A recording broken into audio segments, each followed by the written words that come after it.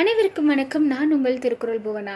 Dear friends, உதாரணத்துக்கு கருணாகரன் அப்படின்ற ஒரு நபர் உங்கள் வாழ்க்கையில் உங்களுக்கு ரொம்ப கஷ்டத்தில் இருக்கும்போது உதவி இருக்காரு அப்படின்னா, நீங்கள் அவரை பார்க்கும் பொழுது, சார் நான் உங்களுக்கு நிறைய நன்றி கடன் பட்டிருக்கேன், நான் உங்களை மறக்கவே முடியாது, நீங்கள் மட்டும் அந்த கஷ்டத்தில் எனக்கு உதவலைன்னா அந்த கஷ்டத்துலேருந்து நான் வெளியிலே வந்திருக்க மாட்டேன் அப்படின்னு நீங்கள் சொல்லியிருப்பீங்க இல்லையா?